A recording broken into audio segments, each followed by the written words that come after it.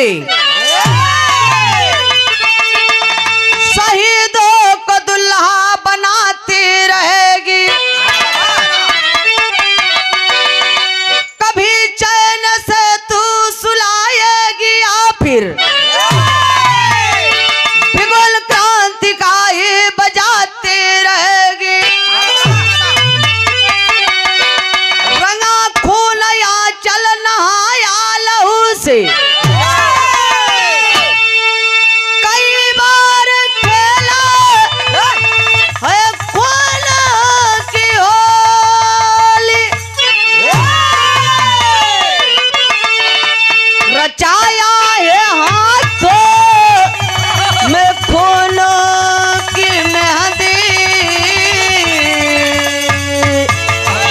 बता कब तलक तू रचाती रहेगी।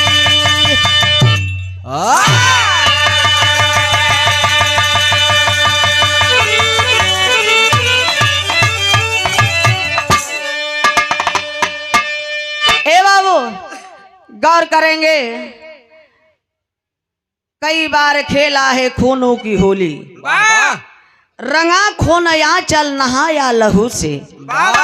अभी जैसे बताए कि कितने समाज को जगाते जगाते महान पुरुषों ने सो गए, चले गए, तो हमारा आपका दायित्व क्या बनता है कि दिखाए हुए उनके रास्ते पर चलना चाहिए। लेकिन हमार बहुजन का लोग कुंभकर्ण का भी बाप हो गवा बाटन। कैसे? कुंभकर्ण बेचारा तो 6 साल 6 महीना सोवे और 6 महीना जागे, लेकिन हमार बहुजन समाज 6 महीना तक सोए, एकरे बाद जब 14 अप्रैल आए तब जाग जही, फिर एकरे बाद सोई जही। साल भर हमार बहुजन सोवत। कुंभकर्ण का बाप हो गवा है, इतना राजा हो गवा है, तब काहे संगठन बनावत है, तब काहे पार्टियां बनावत है, काहे बदे तब लड़ाई लड़त है, काहे बदे मिशन चलावत है। ए बाबू जागिए, जागने की जरूरत है। जिसने समाज के लिए रात रात बैठ कर के जागते थे, जगाने के लिए समाज को बाबा साहब ने जागा। और एक पंडित जी ब्राह्मण कहते हैं कि अम्बेडकर साहब आप सोते नहीं हैं, रात भर जगे रहते हैं, हम लोग तो सोते हैं। तो बाबा साहब ने कहा कि आपका समाज जग गया है, इसलिए आप सो रहे हैं, मेरा समाज सोया है, इसलिए हम जग रहे हैं समाज को जगाने के लिए। तो गौर करेंगे बाबूजी, दिखाए हुए उनके रास्ते पे चलना चाहिए, तभी तो मिशन पूरा होगा, नहीं तो अधूरा ही रह जाएगा। गीत धुन तरज छड़ी के आनंद है। भाव पर गौर करेंगे, गजल का भाव लग गया मास्टर।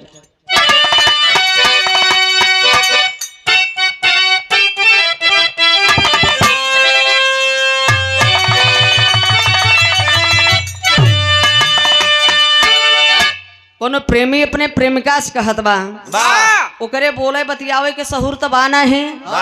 अच्छा, तब ब्याहे के पहले जे प्यार कैले हुई, बड़ा बाइक पर बैठाई के रेस्टोरेंट मऊ आजमगढ़ बनारस खूब घुमावत होए, ओके खूब घुमावत होए प्रेमिका के। और जब वही प्रेमिका से ब्याह हो जात बा, प्रेमिका जब दुल्हन बन के घरे में आवत बा, तो अपने पति से कहती बा कि कोहो पतिदेव, शादी नहीं भई रही तो करे पहले बाइक पर लेकर रोज घुमावत रहा रेस्टोरेंट में, लेकिन ये बतावा अब काहे नहीं घुमावत हमें। तो पति जवाब देता है, करे पगली, चुनाव के बाद कोई नेता गांव में आता है प्रचार करने के लिए? नहीं आता है ना।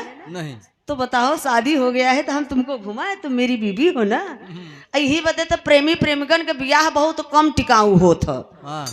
पहले शुरुआत में तो हो कहीं देवी जी कहीं माई डियर डार्लिंग रे ना कहीं, अब ब्याह करे के बाद कहीं हरे लिया कहीं रे अरे इधर आपने जूता जूता मारब, तब वो मेहरारू के पसंद नहीं भाई, से तलाकी तलाका हो जात बा।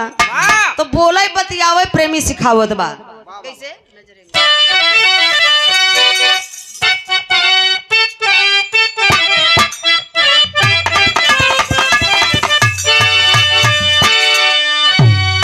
नजरे मिला मिला नजरे मिला मिला के मुस्कुराइए गया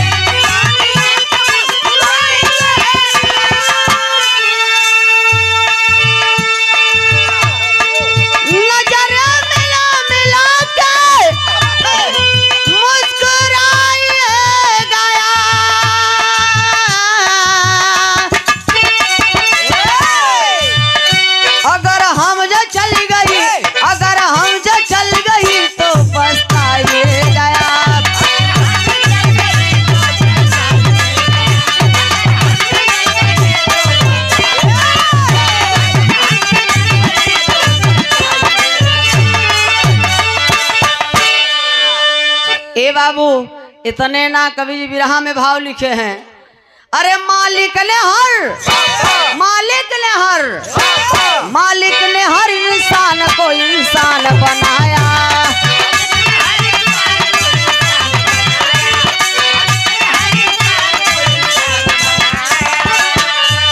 मालिक ने हर इंसान को इंसान बनाया।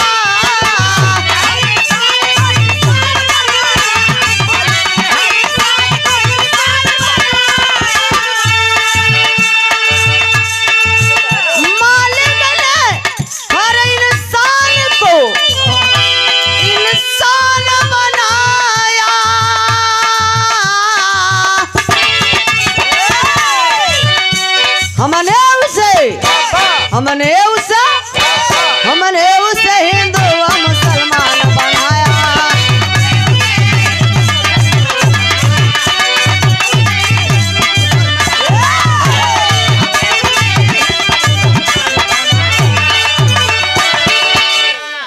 मालिक ने हर इंसान को इंसान बनाया, हमने उसे हिंदू और मुसलमान बनाया। मालिक ने क्या बनाया? सिर्फ इंसान, स्त्री या पुरुष। लेकिन यहाँ इंसान ही ने बेईमान था, मनवादियों ने हिंदू और मुसलमान बनाया। इसलिए मालिक एक हैं। तथागत गौतम बुद्ध जी कहते हैं कि इस ब्रह्मांड में ईश्वर कोई नहीं है। ईश्वर कोई नहीं है। ईश्वर कौन है? जो ये आवाज निकल रही है, यही क्या है? ईश्वर। यही ईश्वर है। ए बाबू, हमने उसे हिंदू और मुसलमान बनाया। अखंड भारत देश महान। गौर करेंगे आखिरकार में बाबूजी, अखंड भारत के निर्माता बाहर चंद्रगुप्त मौर्य चक्रवर्ती राजा सम्राट चंद्रगुप्त मौर्य, बाहर अशोक सम्राट बिंदुसार, 10 राजा मौर्य वंश का 10वां राजा बाबूजी, राजा ब्रदरथ मौर्य। अखंड भारत देश। आज जैसे दिल्ली हम लोगों का क्या है? राजधानी।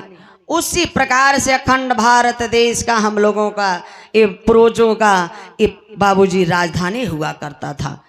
आज जो हम लोग जानते हैं पटना के नाम से, पटना का सर्वप्रथम नाम था मगध।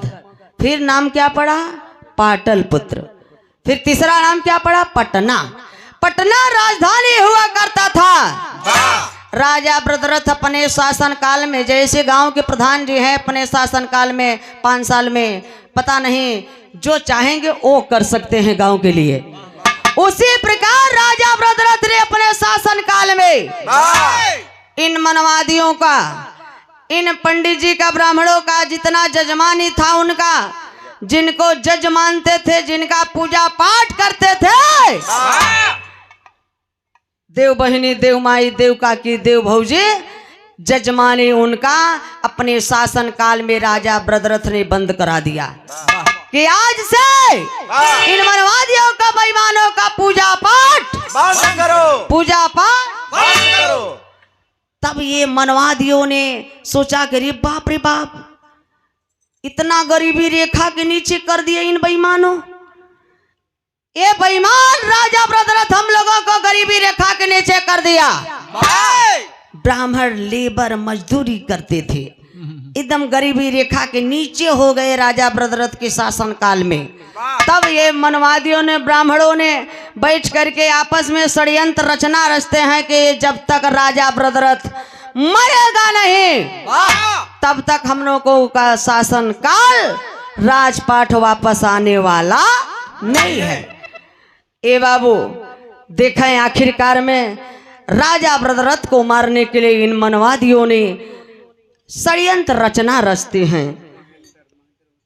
महेंद्र बड़े भाई जी की ओर से करेंगे बाबूजी। इन मनवादियों ने षड्यंत्र रचना रचा। क्या रचना रचे मास्टर? गीत की लाइन बा।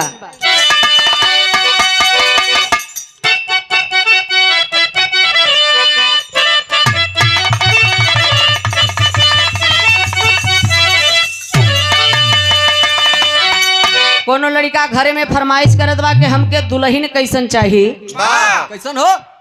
पहले तो माई बाबू के पसंद से बियाह हो जाए, अब तक घरे में लड़का डायरेक्ट बोल देता ये बाबू हम फेस टू फेस देखब तब शादी करब, और तब तो हम रखब, नहीं तो तू देख के बियाह करब तो तोही लिया या रख। अच्छा तो लड़का कैसन दुल्हन मांगत बा है कि हमके दुल्हन चाहिए, हमके दुल्हन चाहिए अंग्रेजी स्टाइल वाली ना।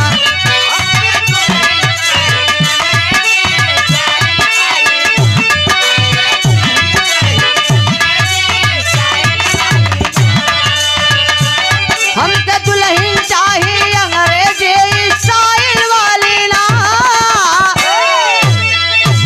एकदम लपकौआ, एकदम लपकौआ, झपकौआ और मोबाइल वाली ना।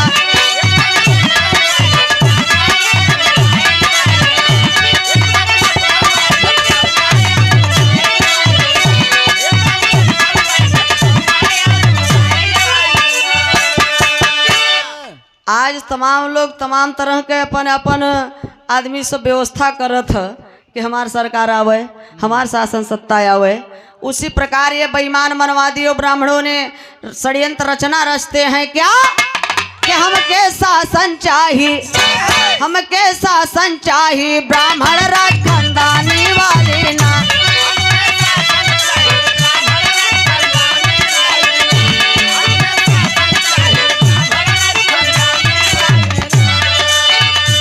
हमके शासन चाहिए ब्राह्मण राज खानदानी वाली ना।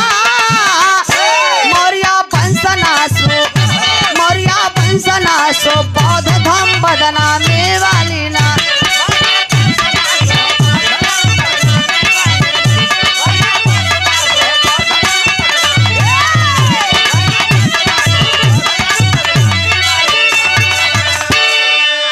ए बाबू, जैसे मानवर कांसी राम जी रात रात घर में घुस घुस के चोरी चोरी अपने समाज को कैडर बताने का काम करते थे, अब उसी प्रकार ये ब्राह्मण बैठ करके बात कर रहे हैं। करे यार, ये राजा ब्रदरथ जब से मरी न तब से हमरन का शासन सत्ता वापस आवे वाला, और एके बदे कोनो रास्ता बतावा।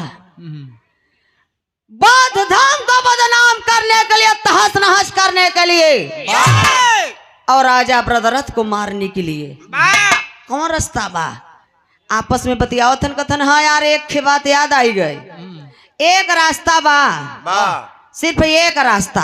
वाह, कौन? राजा ब्रदरथ के मारे बदे ओकर अब है बियाह नहीं भवा, और हम लोग आप, मेरा बहुजन, मेरा समाज दुर्ग विजय। एक रास्ता है राजा ब्रदरथ को मारने के लिए। हम आप जिनको भगवान राम कहते हैं वो भगवान राम नहीं है बाबूजी। हम लोग राम जिनको कहते हैं, जिनका पूजा पाठ करते हैं, वो राम नहीं है, वो पुष्यमित्र शुंग है। जात का वो ब्राह्मण, चीन का रहने वाला। आज भी चीन वाले तुंग झुंग मुंग लिखते हैं। ए बाबू, तो ये राजा ब्रदरथ को मारने के लिए एक ही रास्ता है। राजा ब्रदरथ का शादी तय कराई देहन। पुष्यमित्र शुंग का बहिन बेला, चीन का रहे वाली बड़ी सुंदर बा है। All the best, very beautiful handsome girl.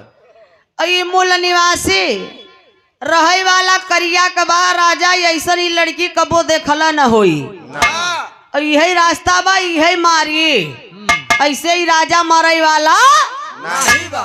ए बाबू, अब देखे राजा ब्रदरथ की शादी पुष्यमित्र शुंग उर्फ राम से की बहन से शादी तय हो गया। बहन की नाम बेला है। बेला का शादी जब तय हो गया राजा ब्रदरथ से, तो चीन का माई बहिनी हरे सब बेला के समझावत है इनके, ये बेला तोहार ब्याह राजा से होत बा। जब ससुरे जाऊ न तो अपने राजा से कह कर अपने भाई पुष्यमित्र शुंग का कोनो न कोनो नौकरी लगवा दीहू। काहे से बेचारा लेबराना करत बा, मजदूरी करत बा, कहियो भीखो मांगे लागत है, तो इसलिए अपने भाई को तू नौकरी लगवा दिया। सब लोग सब तैयारी करत बाटन, सब माई बहन सिखावत है बेला के। राजा ब्रदरथ इधर गए हैं चीन में बेला अपनी दुल्हन को लाने के लिए। अच्छा, तो पहले के बियाह कैसे हुई? तलवार पर तलवार चले, तब लड़ाई होए, जीते उ मेहरारू राखे। और आजकल का होत बा है? अरे पूछा मत, मोबाइली से बियाह हो जात बा। ए भैया, अब राजा ब्रदरथ गए हैं अपन दुल्हन के लाने के लिए। कैसे चलल बाटन भैया?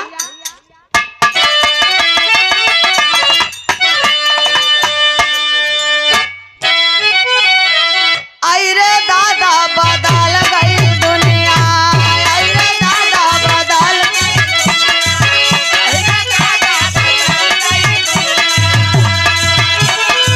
पहले गुड़ मिले अब मिले बुनिया, पहले गुड़ मिले अब मिले बुनिया।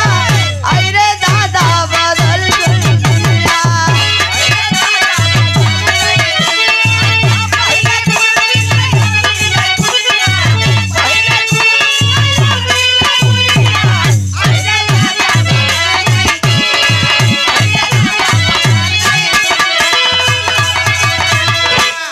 पहले गुड़ मिले, पुरनिया लोग जानत हैं दुगारे पर अगर गर्मी के महीना में चला जाए के देसी गुड़ और एक लोटा पानी मिल जाए ना तो पी लें तो पेटे में ठंडई आ जाए, ताकत मिल जाए, आयरन। और आप जगह दुआरे चला जाए, अगर छेना रसगुल्ला नहीं मिला तो गरियौता यही के मारे हटावा सरवा के तो कुछ है ही नहीं रहा। बाग मर्दवा कुछ ना खेले। पहले का पुरनिया देखा शरीर बनी बा है, महुआ मटर खाए और शौचालय 2 किलोमीटर जाए, 4 बजे उठ के लोटा में पानी लेकर। अब भोजन कैसे करें? छिपाई के करें घरे के अंदर। और अब तवन शौचालय कहाँ होत बा? घरे के अंदर। शौचालय घरे के अंदर होत बा, और भोजन कहाँ होत बा? बाहर। बाहर। ए भैया, कितना जमाना बदल गया। पहले का जब बारात आ जाए, माई बहनी हरे मिल के अड़ोसी पड़ोसी पूरी बेलें खाना बनावे, तब बरतिया खाएं। और नाचे वाले कहाँ से आवे? बाहर से। बाहर से।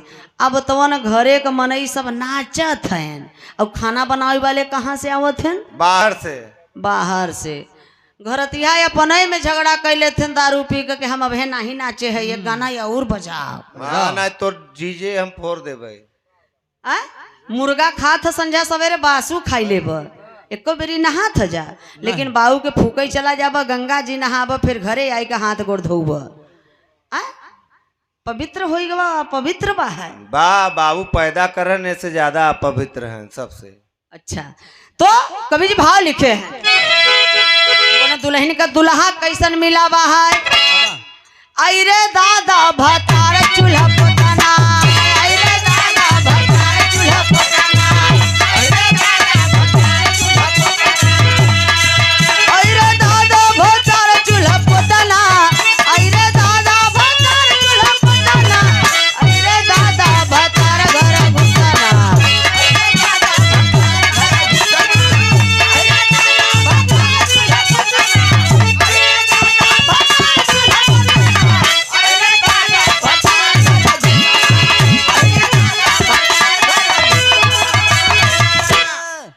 कवि जी भाव लिखे राजा ब्रदरथ चलल बाटन अपन दुल्हन बेला के लिए आवे बदे चीन में। ए बाबू तो अयो राजा सोचेले अपने मनावा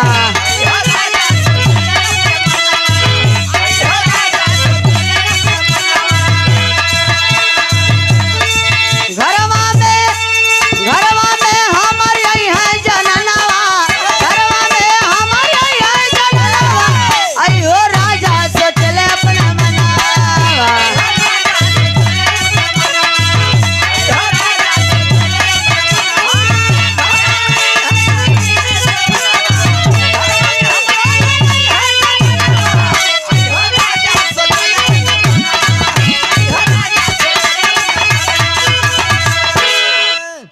आप बिरहा जगत के बहुत ही सुंदर कलाकार गुड्डू रवि जी की ओर से 100 रुपये का पुरस्कार है। जय भीम जय भारत नमो बुद्धाय। मैं बिंदवासिनी से कामना करत है कि आप अपने कला में कामयाब रहें। हमने दे का सकीला वह घूम घूम खुद ही मांगत है। वाह वैसो भारत का सबसे बड़की भिखारी नापई है। महेंद्र भारती जी की ओर से है। आप चीन से बेला दुल्हन के लेके अलन घरे।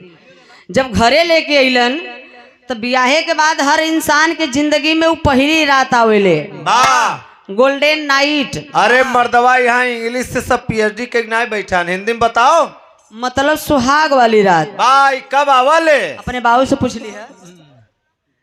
सुहाग वाली राती में जब रानी, अरे बाप रे बाप, पलंग पे अरमान सजाए के घूंघट काढ़ के बैठी बाड़े। अरे बाप रे बाप, राजा जौने समय पहुंचे हैं एक पैर उठा के जैसे पलंग पे रखत बाटन, 1 मिनट बदे मान ला बेडरूम है। एक तकिया मान ले के गद्दा। दुल्हन के घूंघट उठावत बाटन। राजा ब्रदरथ एह बले खोदें तो एह बले छनके, एह बले खोदें तो एह बले कहे, घूंघट खोलते ना बाटिन रानी। सात समुंदर जाया नहीं पावत है बेचारू। अब रानी की तो बतिया याद बाहाय। अब सुहाग वाली राती में राजा कथन, अरे पगली आज इतनी अच्छी रात है, सुहाग वाली रात है। हाउ प्लीजेंट वेदर इज। हर पति अपनी पत्नी को गिफ्ट देते हैं। पगली आज मांग लो रे, क्यों नाराज हो? जो मांगना हो मांग लो, नाराज मत हो। रानी कहता सही राजा, जो मांगब देबा। राजा कहे हाँ रे पगली, अरे मैं राजा हूँ, आदेश तो करो, तुरंत तुमको मिलेगा वो गिफ्ट। रानी मांगत बा, लेकिन कहत बा ये राजा तू कसम खा पहले कि हम देबई, हम जौन चीज मांगब। रानी कसम खियाई के मांगन मांगती बा सुहाग वाली राती में। का मांगती बा भैया?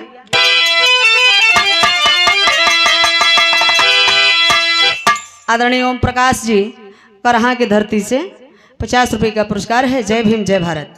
लेकिन देखा है मांगन मांगत का बा।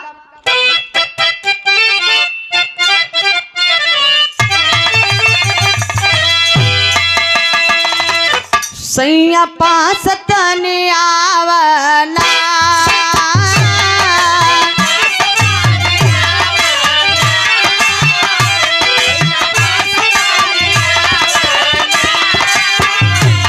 कने हमसे बतियावना।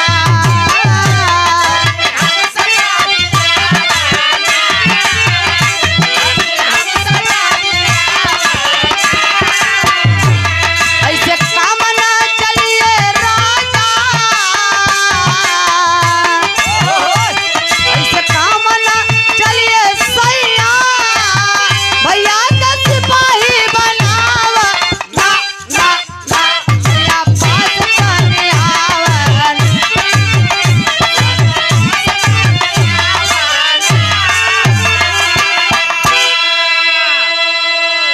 रानी का तो अच्छा आवा राजा, अब आवा, तू कसम खा कि हम जौन मांगब तू देबा।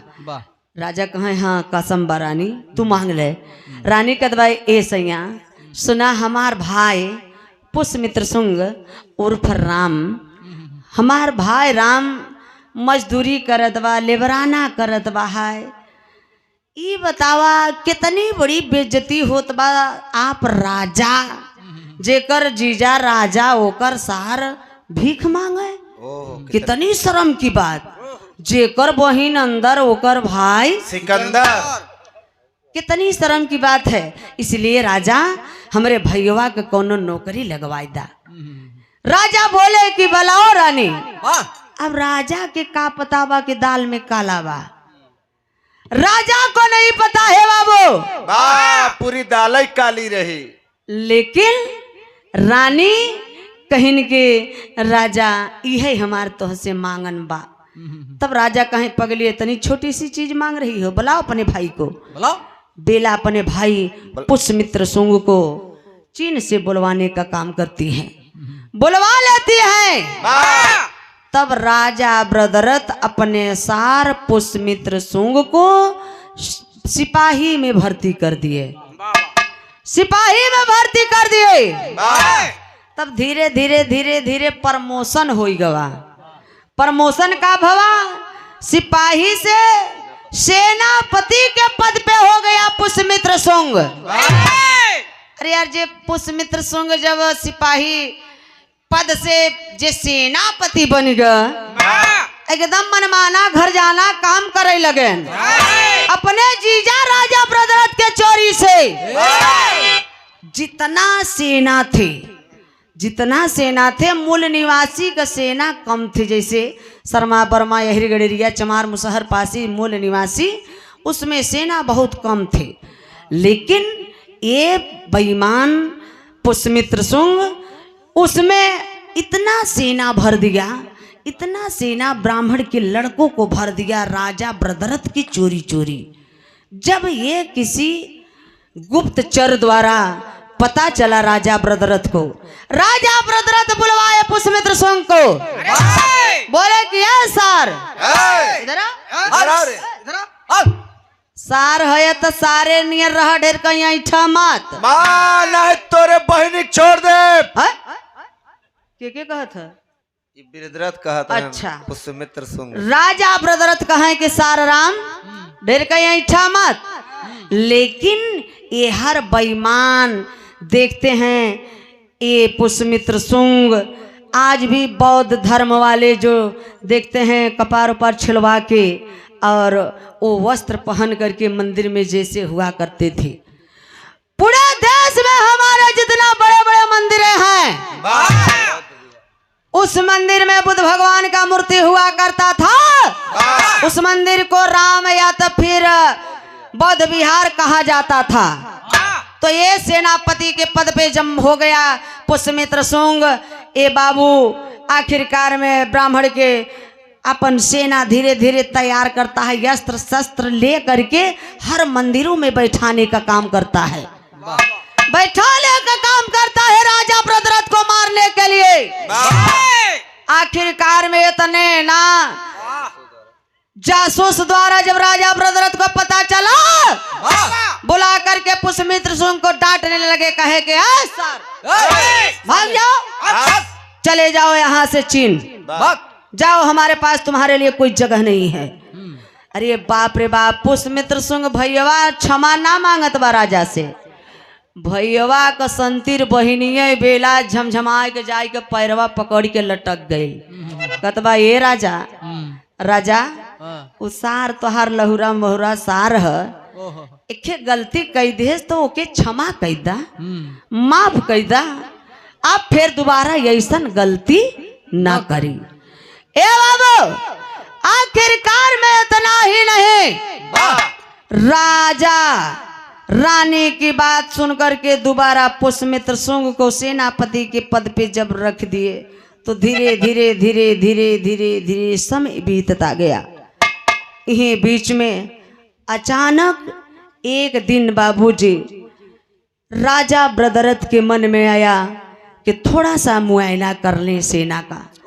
सेना का निरीक्षण करने के लिए राजा ब्रदरथ आगे आगे, राजा ब्रदरथ उसके पीछे सेनापति के पद पे पुष्यमित्र सुंग, उसके पीछे और सेना। जैसे धीरे धीरे धीरे धीरे धीरे धीरे राजा ब्रदरथ मुआयना करते करते सेना के बीच में जैसे पहुंचे हैं बाबू, पुष्यमित्र शुंग एक कमीना पीछे से बाबूजी तलवार लेकर के राजा ब्रदरथ का गर्दन उतार देता है। राजा ब्रदरथ का जब गर्दन उतार दिया, जितने बौद्ध धर्मी थे पूरे हमारे देश के लोग सब बाबू रोवत बा, सबके आंखें से आंसू गिरत बा। जैसे अभी दीवाना जी बताए, वो कारगिल का जवान जब शहीद हो जाता है तो मेरे समाज के लोग ये नहीं जानते हैं, ये नहीं पूछते हैं कि किस जात का वो फौजी जवान था। सबके आंख से आंसू गिरने लगता है। राजा ब्रदरथ की जब हत्या हुई है सब रोवत बा, आंखें से आंसू गिरत बा बाबू। लेकिन कैसे मास्टर?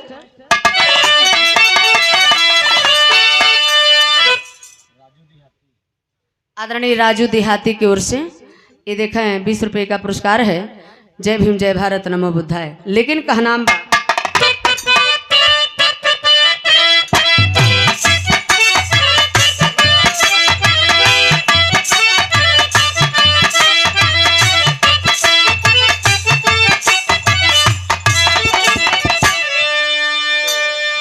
ए बाबू, सब रोवत बा, आंखी से आंसू गिरत बा है। भाव बा तरी एक पर्दा पूरे भारत के झरझर बरसे नया नामा हो। पूरे भारत के झरझर बरसे नया नामा हो। ब्रदरथ के सुन के समा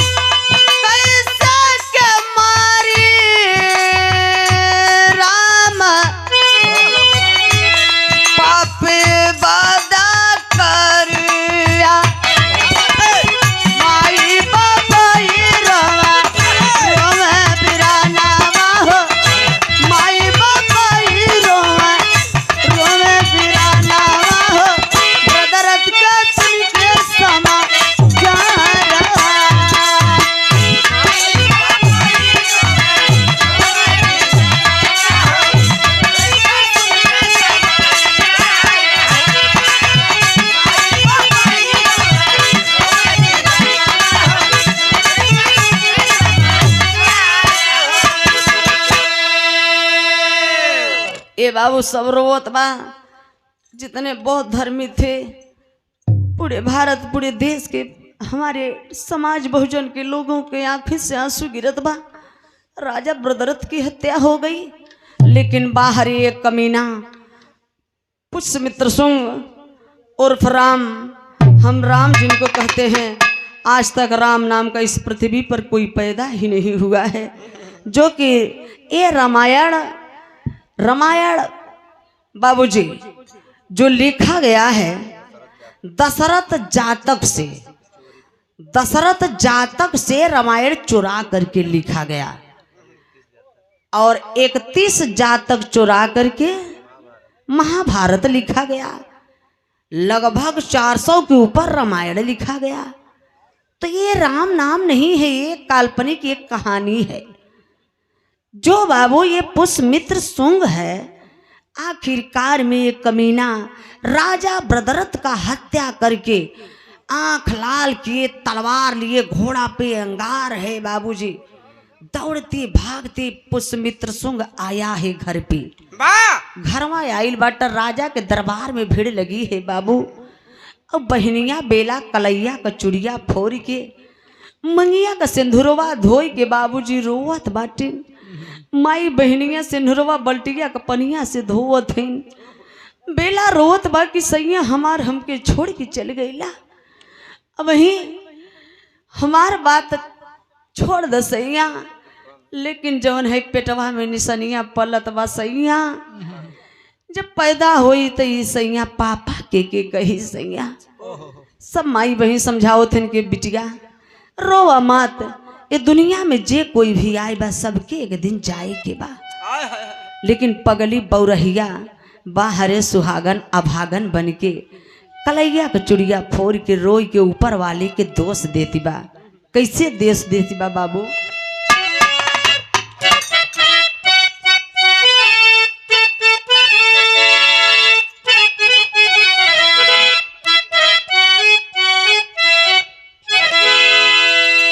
पाई के खबर दुलाए है पटक कपरवा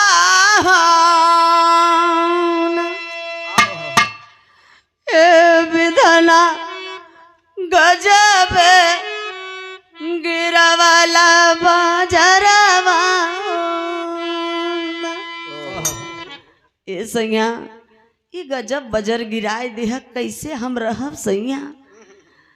अरे सैया गम के सगारावा में है डूबल बदरवा।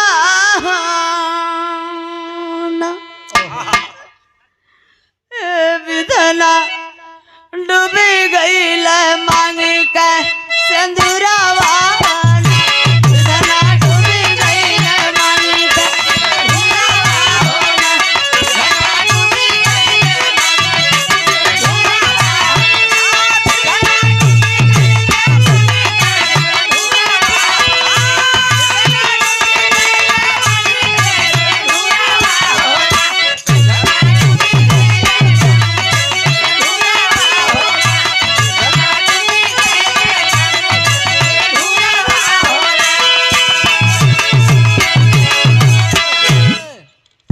ये सुहागन अभागन के लिए ये भिने भाव पे परम आदरणीय सऊदी अरब गामा प्रसाद करहा मोहम्मदाबाद गोहना के धरती से 100 रुपये का पुरस्कार है।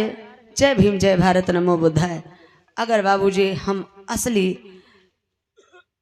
मूल निवासी असली अगर कैडराइज हैं, हम मिशनरी हैं, तो हमारी दायित्व क्या बनता है? आखिरकार में पगली बौरहिया रोवत बा, एक बात और ऊपर वाले के दोष देत बा कि हे प्रभु हे मालिक हमके छोड़ के सैया तो चली गईलन, लेकिन एक को रास्ता ना बतैलन, न बोल पौलन न बतिया पौलन। कैसे हम चलब, कैसे जियब, के संहारी? ये बाबू उस समय रोवत बाइन कैसे?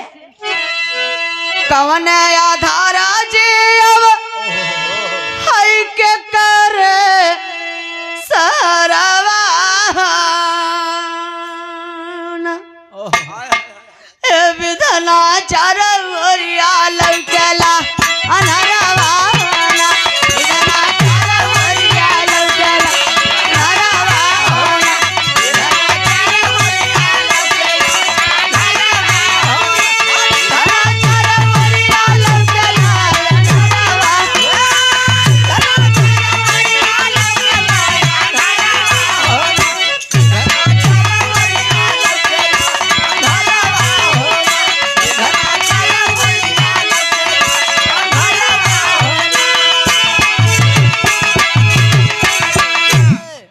बाबू रोवत नहीं कि चारों ओर अनिहार लगत बस सैया हम के करे सहारे जियब, कैसे जियब? ए बाबू रानी रोवत हैं, दुआरे पर भीड़ लगी बा, माई बहन लेके बैठी हैं, बेला के समझावत हैं। तब तक देखें पुष्यमित्र सुंग आंख लाल किए, क्रोध गुस्सा में तलवार लिए दौड़ते भागते राजा का हत्या करके जैसे ही दरवाजे पर पहुंचा है बाबूजी, बहनिया बेला देखलेस, सोचलेस कि भैया हमारे आए गेलन, भैया हमार हमारे सैया का खबर सुनलन है, हमारे भैया आए गेलन। ये बाबू इतने ना ये बिटिया ये बला अगर जब ससुरे से रूठल तो नैहरे के एक सहारा होला। भैया के देखकर रोवत थी, दौड़ी के जैसे बेला बहनिया भैया का पैरवा पकड़ के रोवल चाहत बा, वैसे बाहर एक कमीना भाई पुष्यमित्र सुंग भाई कसाई बन गया, पैर से मार देता है। कुछ दूर पे और जा कर के बेला गिर जाती है बाबू। जब बेला गिर गई उठ करके फिर रोने लगी, भैया के टुकुर टुकुर ताकत बा, भैया ए भैया ई का करत हुआ भैया, हमके काहे बदे मारत है भैया, हम तो हर बहन है ना, तू हमार भाई है या, भाई बहनी के प्यार भुला गई भैया, काहे मारत हुआ। बहनिया के पता ना बा बाबूजी। ओ समय देखें कमीना भाई कसाई बन के पुष्यमित्र सुंग उर्फ राम करता है कि अपने बहनिया के मारत बा और तलवार लेके बाबूजी पिटवा के चीरत बा है। काहे बदे चीरत बा कि सपवा तो मर गवा बा, लेकिन सपोलवा या वही जिंदा बा। इहे काला हमारा दुश्मन, काला नाग दुश्मन बन के मेरा पैदा होगा, मेरा काल यही पैदा होगा। तब देखे भाई कसाई बन के बहनिया का पेटवा चीरत बा कमीना। कैसे?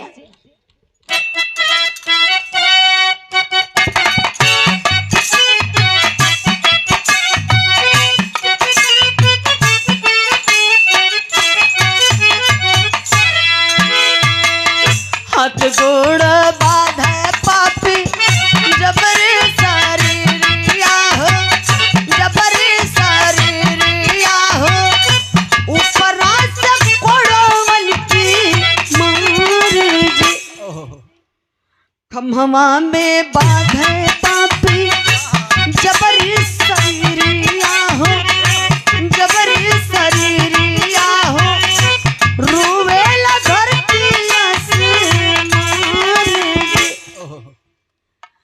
भलवा पे फेंके पापी, ललके उठाई पापी, भलवा पे रोपई लगले, भलवा पे रोपई लगले, गिरे लयसुआ के धार जी।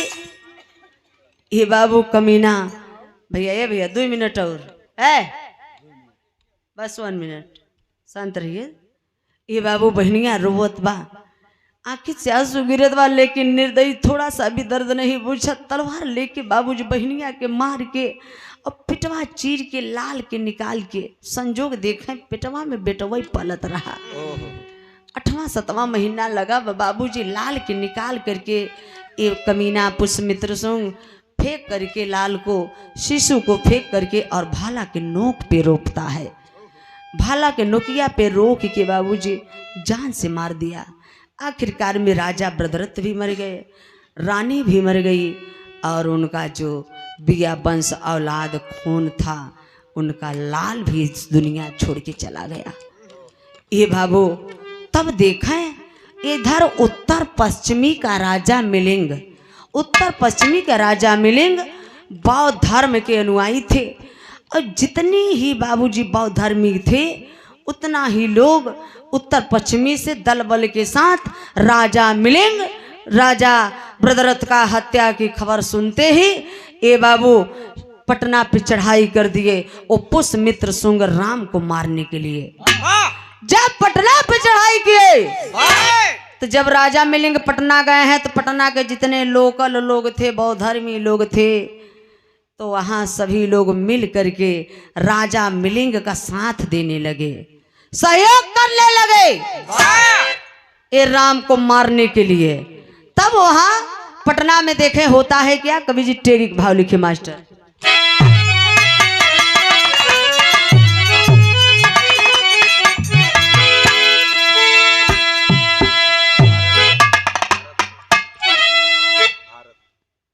हाय मोरे राम, मोरे राम, भोले बाबा जोगिया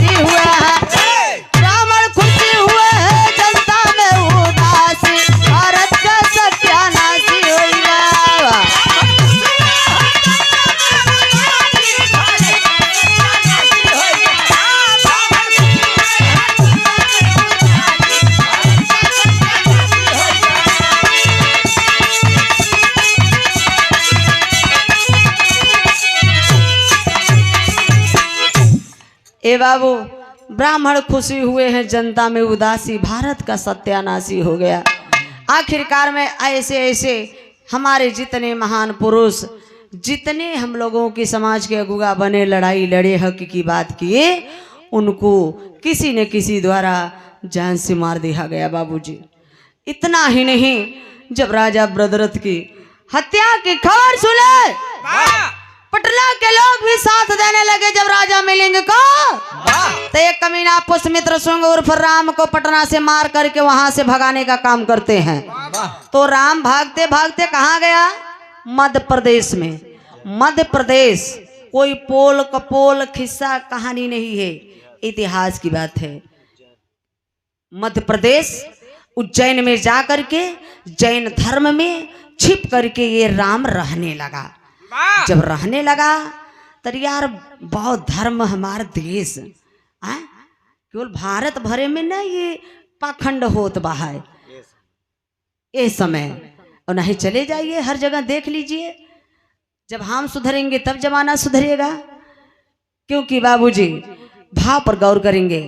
अब वहां जब जैन धर्म में छिप कर रहने लगा ये राम, तो वहां के लोग भी जान गए। वहां के लोग भी जब धीरे धीरे जानकारी हो गया कि ये राम यही कमीना छिप करके रह रहा है, तो मध्य प्रदेश से भी भगाने का काम करते हैं।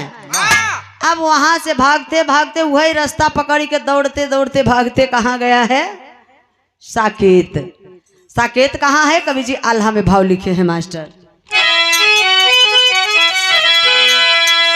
अरे साकेत नगरिया का अयोध्या नाम रखल से बाबू,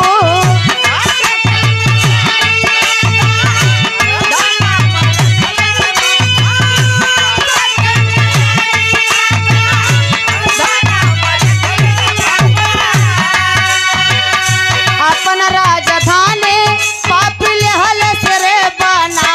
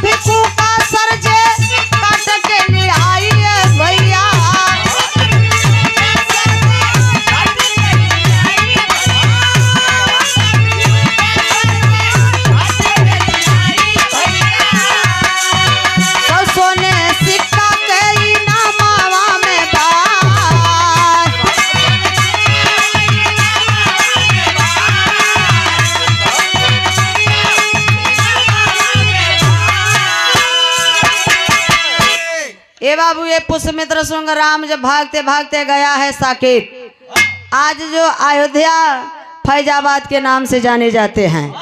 अयोध्या का पुराना नाम था बाबूजी साकेत। साकेत नाम हटा करके अयोध्या नाम रख दिया। और ये पुष्यमित्र शुंग वही राजा बन के राज चलाने लगा। अब भैया जब राजा जब बनी गवा, राज चलावे लगा अपने मन का। जैसे मुख्यमंत्री जी के देख ले, कई जिला का नाम बदल गवा, बदल दे हैं। इलाहाबाद के प्रयागराज हो गए, मुगल सराय के पंडित दीनदयाल उपाध्याय। वैसे ये राम अपने मन का सब लिख रहा है और ढिंढोरा डुगडुइया पिटवा दिया कि जितने हमारे देश में बौद्ध भिक्षु हैं, क्योंकि इस राम पुष्यमित्र शुंग को सिर्फ बौद्ध धर्म को तहस नहस बर्बाद करने के लिए षड्यंत्र रचना रचा गया और राजा ब्रदरथ को मारने के लिए। ए बाबू, इतना ही नहीं, राजा बन करके जब राज चलाने लगा था ये राम ढिंढोरा पिटवा दिया कि एक बौद्ध भिक्षु का जो सर काट के देश से हमारे वाह इस देश से जो बौद्ध भिक्षु का सर काट के मेरे पास लाएगा उसको 100 सोने का सिक्का इनाम दिया जाएगा। अरे बाप रे बाप, तब क्यों चिन्ह था का लालच ऐसा चीज होत। ब्राह्मण तो और भैया देखा लालची तो सब होता, लेकिन ब्राह्मण आज के ज्यादा होती। लेकिन मूल निवासिन के खोजे, मूल निवासिन के बौद्ध धर्म वालन के लगे खोजने। जब खोजे लागे तो जे एक बौद्ध भिक्षु का सर पावे ओकर काट के सर काट के बौद्ध भिक्षु का ले आवे, राम के दिखाए के 100 सोने का सिक्का इनाम लेकर घरे चला जाए। इसी प्रकार से सब लोग करने लगे। तब जे चलाक रहे दिमाग थोड़ा सा लगाई दे करे का कि सर जाए दिखाए के 100 सोने का सिक्का ले आवे तो उस सर मुड़िया फेंके न, ओके रखे रहे। सवेरमा फिर रच के खुनवा एहर ओहर कई का ई पता चले के ताजा हवे, फिर ले जाए राम के दिखाए के 100 सोने का सिक्का इनाम लेकर चला आवे। तो ये जासूस द्वारा किसी तरह से पता चल गया ये राम को।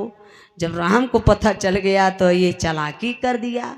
चालाकी का किया कि घाघरा नदी के किनारे पत्थर रखवा दिया। जो भी एक बौद्ध भिक्षु का सर काट के राम के पास ले जाता था 100 सोने का सिक्का ये इनाम देता था, और उसी के सामने अपने सामने तुरंत उसी समय बौद्ध भिक्षु का सर उसी पत्थर पे पटकवा करके घाघरा नदी में फेंकवा देता था। तो अपने देश से इतने बौद्ध भिक्षुओं का सर, इतना सर और खून घाघरा नदी में फेंकवाया कि वो घाघरा नदी सर और खून से पट गया। तो उस घाघरा नदी का नाम पड़ गया सरजू नदी। सर से जो युक्त वो सरजू नाम पड़ गया। इतने ना और मनमाना घर जाना ये राम लिख रहा है।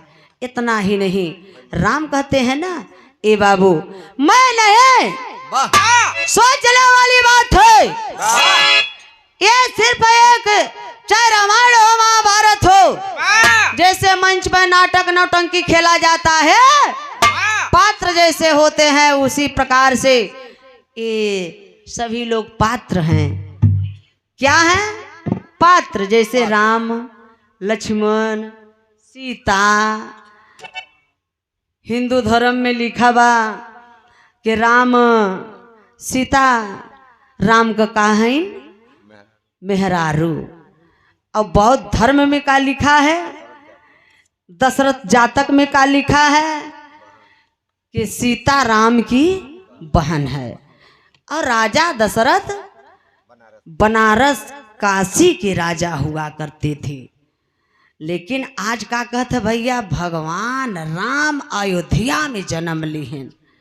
सोचा पुरनिया लोग बैठा है, एक कच्चा घर गिर जाता तवन ने योई का सरवा में कुछ न कुछ खपड़ा उपड़ा निशानी जरूर रहत बा, चाहे 1000 साल बाद जाए के देख ले। लेकिन कहा था राम जन्म लिहन अयोध्या में। अयोध्या में जब राम जन्म लिहन राजा जी रहा तो किला इतना बड़ा खंडहर, कुछ तक कुछ निशानी उनमें मिल ही चाहिए। बा एक जे शौचालय दिखाई दे राम का तो हम 1 लाख रुपया इनाम दे। केवल खुदैया भत बुद्ध भगवान का मूर्ति मिला। तो ये साबित करता है कि वहां वो केंद्र था, व्यवसायिक केंद्र था बौद्ध भिक्षुओं का। तो बाबूजी इतने ना, अब देखें कवि जी आगे भाव लिखे हैं। वही मेरा समाज आज हम लोग क्या करते हैं, जश्न मनाते हैं। मंदिर पे जाते हैं, नारियल को एक जीव मान के फोड़ते हैं ना बाबू। नारियल के बार रहत, 2 आँख रहत, नेकुरा रहत, पानी रहत, नारियल के जिंदा रखे बदे। जैसे इंसान के अंदर खून बा वैसे वो नारियल के जियावे बदे पानी बा। तो नारियल को जीव मानते हैं, जीव मान कर के नारियल को फोड़ते हैं। तो ये हमें आपको नारियल तो मंदिर में नहीं फोड़ना चाहिए, क्योंकि वो हम लोगों के इतिहास बताता है कि हम लोगों के पूर्वजों का वो सर है। इसलिए हमें आपको नारियल नहीं फोड़ना चाहिए। अरे बाबू, लेकिन आज वो बेईमान कन्वर्ट कर दिए, मनवा दिए ब्राह्मणों ने बाबा साहब कहते हैं कई मूल निवासियों भारतवासियों, हमें आपको त्योहार नहीं मनाना चाहिए, त्योहार नहीं मनाना चाहिए। सोझे कहत बा के तोर हार, तेव माने तुम्हारी, हार माने पराजय। अय मूल निवासियों भारतवासियों, यह बहुजन के लोगों, जब जब तुम्हारे राजा की हत्या हुई है, जिस जिस दिन राजपाट सब कुछ छीन लिया गया है, जिस दिन बर्बाद कर दिया गया है मूल निवासियों के राजाओं को, उस दिन इन ब्राह्मणों द्वारा बनाया गया त्योहार है। इसलिए हमें आपको त्योहार नहीं मनाना चाहिए। सोझई कहत बा के त्योहार उही जाए के भैया दशहरा त्योहार बेईमान बनाए, जौन के अशोक विजयदशमी मनाया जाता था। अशोक सम्राट जो बौद्ध धर्म स्वीकार किए, अशोक विजयदशमी मनाया जाता था, लेकिन इन मादियों ब्राह्मणों ने कन्वर्ट कर दिया। आज क्या त्योहार मनवा रहे हैं हम लोगों को? दशहरा। दशहरा सोझे कदवा के 10 जने हारेन, मौर्य वंश का 10 राजा हारेन, तब वो दशहरा त्योहार बना। तब वही रावण के दिखावा गवाबा दशानंद, 10 शीश। दशानंद रावण बेचारा हर साल मरत, हर साल पैदा होत। दशानंद हर साल जलावा जाथिन रावण के। रावण जैसा विद्वान के बा, केकर बहन बिटिया देखे रहा बेचारा रावण। ए बाबू, वाल्मीकि रावण के जमाने के थे। वो देखे थे कि सुशील सज्जन, एक मूड़ी 2 हाथ 2 पैर, अच्छा थे, विद्वान थे पंडित रावण। वाल्मीकि जी लिखे, लेकिन 15वीं शताब्दी में तुलसी क्या लिखे? 10 शीश 20 भुजा। 10 शीश 20 भुजा। यहाँ एक मूड़ी वाला लड़का पैदा करे में माई बहन दुनिया संसार छोड़ के चली जात हैं, लेकिन बाहरे रावण का माई 10 शीश 20 भुजा वाला पैदा कर दिए। बात तो के नहीं पता भी तुलसिया ससुरा गा रहा है ऑपरेशन करे, तब पट्टे पैदो हो गए रावण, नहीं तो रावण का माइयो मर जाता है और रावण का तो पता ही नहीं रहता है। बात ससक के मर जाते हैं दोनों। ए भैया, तो वही दशहरा त्योहार ये बनाए। तो राजेंद्र मिस्त्री शर्मा की धरती से 50 रुपये जय भीम जय भारत, राजू देहाती जी की ओर से 20 रुपये का पुरस्कार। जय भीम जय भारत, नमो बुद्धाय, जय मूल निवासी।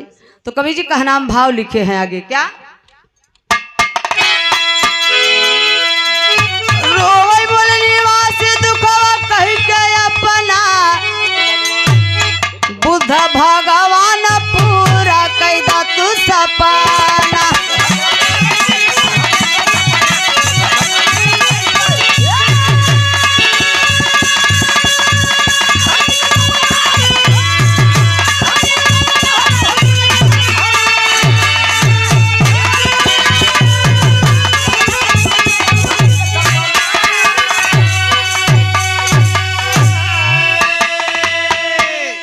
ए बाबू, तो ये रहा इतिहास।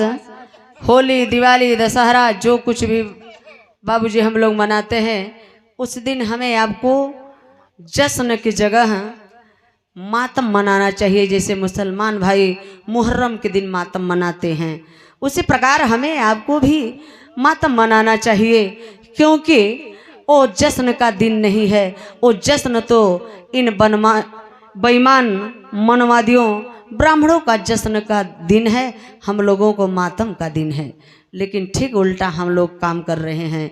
इसलिए थोड़ा थोड़ा अपने अपने अंदर जो कमियां हैं उसको दूर करें, तब मिशन जा कर के पूरा होगा सपना, और नहीं तो बाबूजी अधूरा ही रह जाएगा। तो हम लोगों का जिंदगी जीना धिक्कार है। तो कवि जी आखिरी भाव लिखे हैं, रामा रामा रामा रामा रामा, भारत का सत्यानाशी हो जावा।